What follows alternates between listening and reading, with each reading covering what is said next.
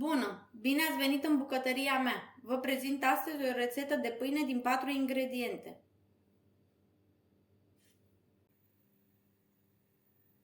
Pentru această rețetă vom avea nevoie de 470 de grame de făină albă, 375 de ml de apă călduță, 7 grame de drojdie uscată și o linguriță cu sare.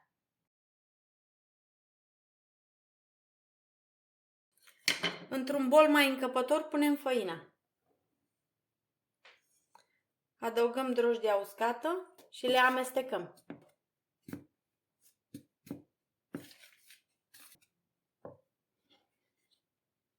Punem apa călduță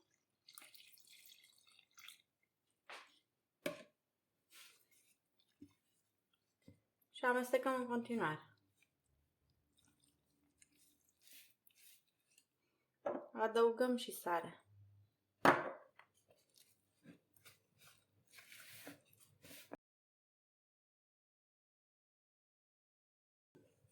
Vom frământa aluatul cu mână. Îl vom frământa cât să amestecăm ingredientele.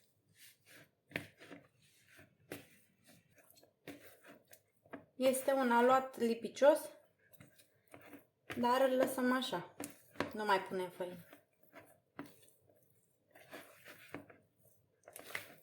Acoperim cu o folie alimentară și îl vom lăsa o oră la dospit.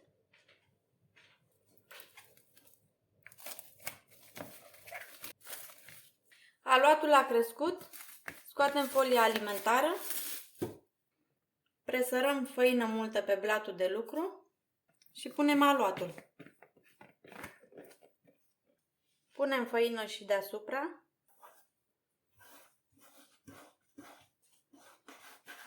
Și vom da o formă de franzelă.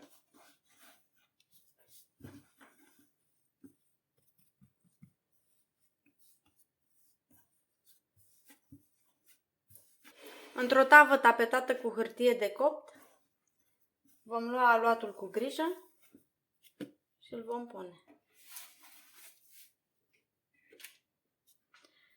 Vom lăsa aluatul la dospit cam 20-30 de minute. După 30 de minute pâinea s-a dospit, luăm tava și o băgăm în cuptorul preîncălzit la 200 de grade.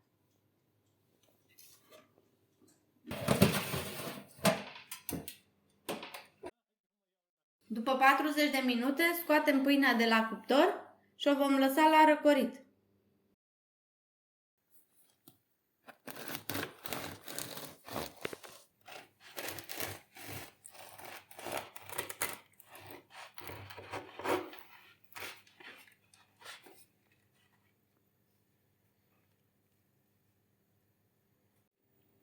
Mă bucur că ați urmărit rețeta de azi. Dacă v-a plăcut, nu uitați să dați un like și să vă abonați la canalul meu de YouTube. Vă mulțumesc!